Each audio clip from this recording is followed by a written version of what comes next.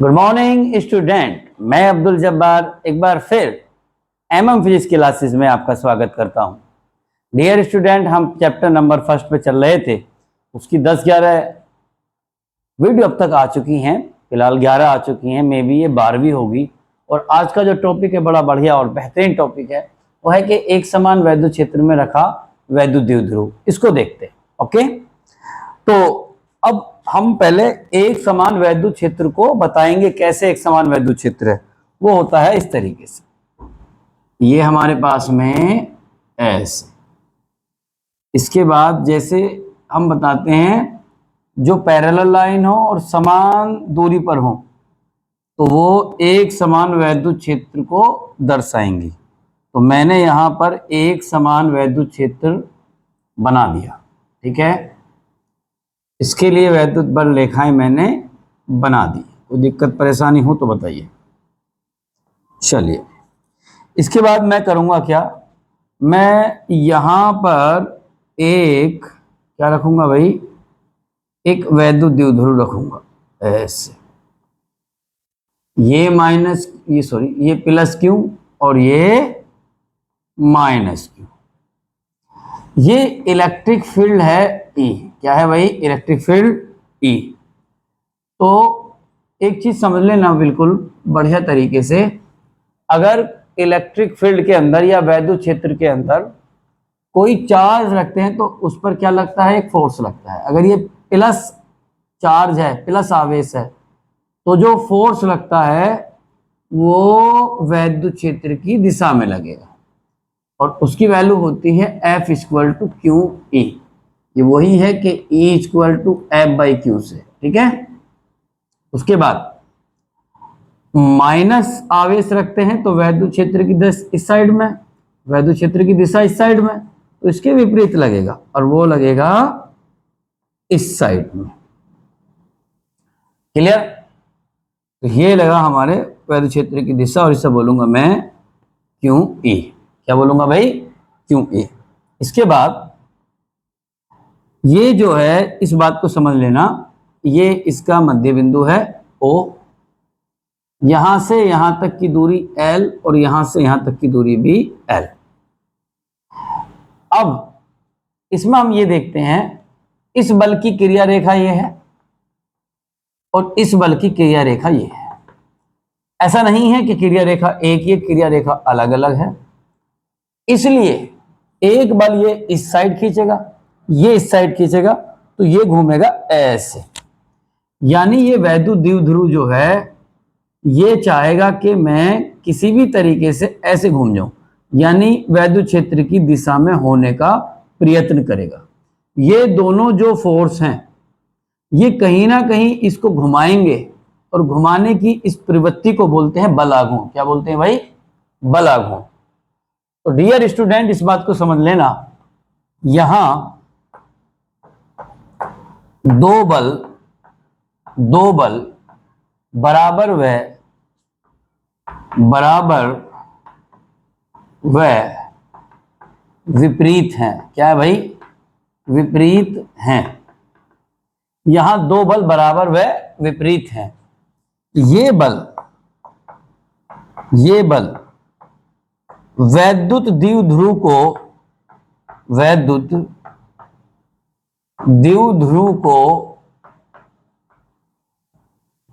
वैद्युत क्षेत्र की दिशा में,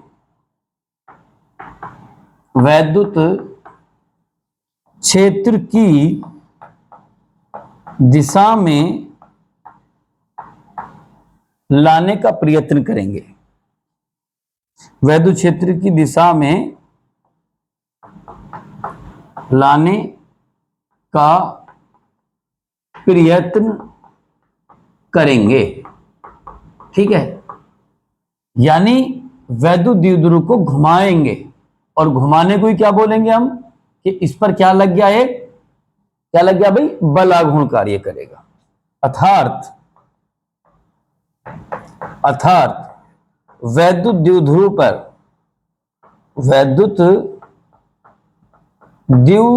पर एक बल आघूर्ण कार्य करेगा, बल आघूर्ण कार्य करेगा। अब इसको दो तरीके करने के, एक चीज समझो, अगर मैं बात करूं इसमें कि भाई ये क्रिया रेखा है, बल आघूर्ण के लिए फॉर्मूला क्या होता है?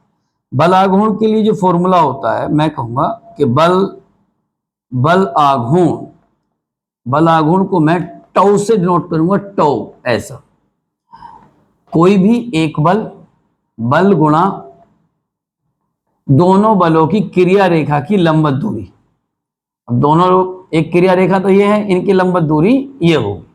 अगर ये बल आघूर्ण वैद्युत क्षेत्र से थीटा एंगल बना रहा है, देखो ये 2L है, तो मैंने बताया आपको अगर ये 2L थीटा की दिशा में घुमाते तो कोस थीटा, लेकिन 2L हमें चाहिए ये वाली वैल्यू, ये वाली वैल्यू का मतलब ये वैल्यू, और अगर मैं 2L को इस साइड में घुमाऊंगा 90 मैंने थीटा की तरफ तो लूंगा साइन। तो चलो वो बता दूंगा, आगे चलेंगे। तो इक्वल टू बल गुणा दोनों बलों के बीच की, दोनों बलों की क्रिया रेखा की लंबवत दूरी, दोनों बलों की क्रिया रेखा के बीच की लंबवत दूरी, दोनों बलों की क्रिया रेखा की बीच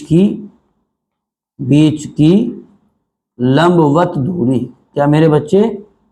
लंबवत दूरी। इसमें रखेंगे हम जो टॉर्क है, टॉ इक्वल टू बल क्या है आपके बीच में, क्यों ई, और दोनों बलों के बीच की क्रिया रेखा अगर मैं इसकी बात करूं, ये ए है, ये बी है और ये सी है, तो मुझे चाहिए बीसी। क्या चाहिए मेरे बच्चे? बीसी चाहिए। तो बीसी के लिए क्या करेंगे? बीसी के लिए हम बात करेंगे, बीसी जो है हमारे पास में वो क्या है, त्रिभुज ए बी सी से त्रिभुज एबीसी से। तो फिर हम बात करेंगे त्रिभुज एबीसी से बात करेंगे, ये वाली वैल्यू चाहिए, ये है थीटा के सामने लंब और 90 के सामने का ये कर्ण। तो साइन थीटा जो है वो लंब बटे कर्ण, और वो है आपका BC over AC, sorry AB, लंब बटे कर्ण। लंब मुझे चाहिए BC, तो फिर BC हो जाएगा आपका AB साइन थीटा। AB की वैल्यू कितनी है? AB की वैल्यू है 2L, और ये हो जाएगा आपका साइन थीटा, इसे मैं बोलूंगा BC। तो इसलिए जो टॉर्क हो जाएगा, torque tau equal to QE into 2L sine theta, QL sine theta. तो अब मैं आगे जाऊंगा, तो ये हो जाएगा आपका Q into 2L into E into sine theta, ये हो जाएगा टॉर्क। तो टॉर्क के लिए, क्योंकि मुझे पता है ये P के इक्वल होता है, तो PE साइन थीटा, ये मैग्नीट्यूड है, ये परिमाण है। लेकिन अगर मैं बात करूं कि सदिश रूप क्या होगा इसका, क्या मेरे बच्चे? सदिश रूप हमें पता है कि ये ए बी साइन थीटा हमने पढ़ा, तो टॉर्क की जो वैल्यू हो जाएगी वो हो जाएगी ए क्रॉस बी, यानी पी क्रॉस ई। अगर मैं बात करूं कि भाई पी की डायरेक्शन माइनस क्यू से प्लस क्यू की ओर होती है, हम ऐसे ही लेते हैं। अगर ये पी है और ई साइड में है तो ऐसे, तो इसकी जो डायरेक्शन होगी वो बोर्ड से अंदर की तरफ होगी, कागज के तल से अंदर की ओर। तो यानी कि बलागुण की दिशा कहां हुई है? कागज के तल से, कागज के तल से अंदर की ओर, इन दोनों के लंबवत रहेगी, ये सदिश रूप। इसमें कुछ केसेस हैं, मैं प्यारे बच्चों केसेस भी यही बताने की कोशिश करूंगा। और वो केस क्या है भाई? केस फर्स्ट क्या है इसमें देखिए, केस फर्स्ट के लिए हम बात करते हैं। सबसे पहले इस बात को समझो, अगर ये जो हमारे पास में ये है, हमारे पास में वैद्युत द्विध्रुव, क्या है मेरे बच्चे? वैद्युत द्विध्रुव को मैं, ये जो एंगल है अगर मैं इसको ऐसे करता लेकर आऊंगा, एंगल छोटा हो रहा, लेकिन अगर यह बिल्कुल वैद्युत ध्रुव किसकी दिशा में हो जाए, वैद्युत क्षेत्र की दिशा में हो जाए, तो फिर थीटा की वैल्यू क्या लूंगा। एक बच्चा बोलेगा सर आप थीटा की वैल्यू, फिर वो 0 हो जाएगी। बात सही है भैया। अगर अगर थीटा बराबर क्या भैया, थीटा बराबर 0 डिग्री, इफ थीटा बराबर 0 डिग्री, फिर टॉर्क बताओ, टॉर्क की वैल्यू क्या हो जाएगी। तो वहां पी ई साइन 0, तो प्यारे बच्चों साइन 0 0 होता है, तो टॉर्क क्या हो जाएगा 0। तो ये एक स्थायी कंडीशन है, यानी स्टेबल कंडीशन। स्टेबल मतलब, अगर स्टेबल का मतलब ये होता है कि वैद्युत क्षेत्र को अगर मैं ऐसे रखूंगा और थोड़ा सा स्लाइटली इसको डिस्प्लेस कर दूं, स्लाइटली डिस्प्लेस का मतलब थोड़ा सा विचलित कर दूं, तो दोबारा से फिर वो यहीं आ जाएगा, और एकदम झटके से आएगा तो नीचे जाएगा, फिर ऊपर जाएगा, फिर नीचे जाएगा, तो ऊपर, ऐसे होते होते होते होते उसमें ऑसिलेशन आ जाएंगे। क्या आ जाएंगे, उसमें कंपन आ जाएंगे। बाद में इन कंपन का मैं टाइम पीरियड भी निकालेंगे अगर मौका मिलता है इसी वीडियो में, और आया हुआ भी है, वो नीट ने पूछा, आईआईटी ने पूछा है। लेकिन फिलहाल अभी हम बात ये करेंगे कि थीटा बराबर 0 तो स्टेबल कंडीशन, यानी कि स्थायी अवस्था में है। एक चीज और है, एक है हमारे पास में केस नंबर सेकंड, और उसमें है अगर थीटा बराबर कितना हो जाए मेरे बच्चे, 90 डिग्री हो जाए। अगर ये 90 डिग्री हो जाए तो ये जो है, ये हमारे पास में ऐसा बेटा वैद्युत ध्रुव, इसको घुमा घुमा करके ऐसे कर दे, बिल्कुल 90 डिग्री पर ऐसे, तो फिर यहां पर जो टॉर्क होगा वो मैक्सिमम होगा, क्योंकि साइन 90 की वैल्यू क्या होती है, मैक्सिमम होती है। Tau equal to P E sine 90, और साइन 90 क्या बोलता हूं बेटे मैं, 1। तो मेरे बच्चे टॉर्क जो हो जाएगा वो हो जाएगा आपका पी ई।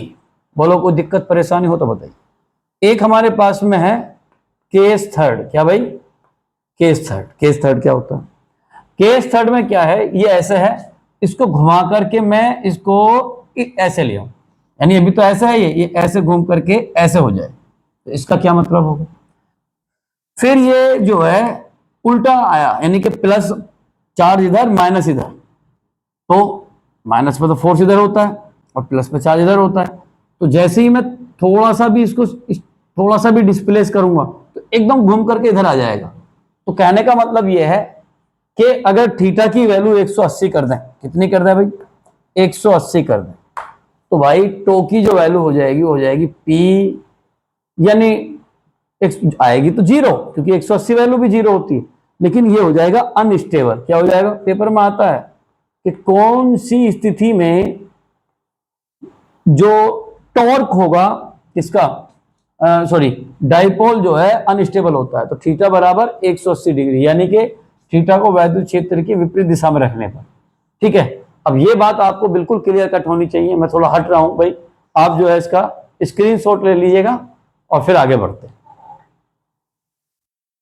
देखिए भाई, इस टॉपिक के ऊपर जो न्यूमेरिकल है वो कैसे हो सकते हैं। सपोज हमारे पास में आपसे पूछा जाए, ये दे दिया जाए कि पी वेक्टर है equal to 2 i cap plus 3 j cap plus 5 k cap, और प्यारे बच्चों इलेक्ट्रिक फील्ड की डायरेक्शन भी ऐसे दे दें कि 3 i कैप, बाकी कुछ नहीं, और आपसे पूछा जाए कि भाई टॉर्क क्या होगा। तो हमें ये पता है कि टो इक्वल टू जो है वो होता है आपका P क्रॉस E। अब P क्रॉस E को निकालने के लिए, भाई P क्रॉस E को निकालने के लिए ऐसे करते हैं, I J और K, ये निकालना आना चाहिए हर बच्चे को, क्रॉस प्रोडक्ट है ना। I के लिए P के लिए क्या, 2 3 5, 2 3 5, इसके बाद यहाँ 3 0 0। अब कैसे निकालेंगे, देखिए ये टॉर्क है, अब टॉर्क ये निकल जाएगा। अब कैसे निकालेंगे, यहाँ पर 3 इंटू 3 रो है, 3 ही कॉलम। तो इसका तरीका ये है कि पहला आप दो रो 2 कॉलम करो और बाद में 1 रो 1 ही कॉलम रह जाएगा। कैसे, ये आई है ऐसे, आई इसके नीचे कैंसिल, इसके बराबर कैंसिल, तो क्या बचेगा भाई, 3 0 3 0 5 0।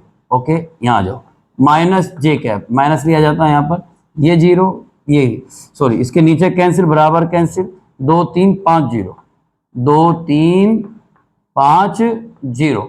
इसके बाद प्लस का के कैप, प्लस का के कैप, ये कैंसिल ये कैंसिल, 2 3 3 0, ये हो जाएगा 2 3 3 0।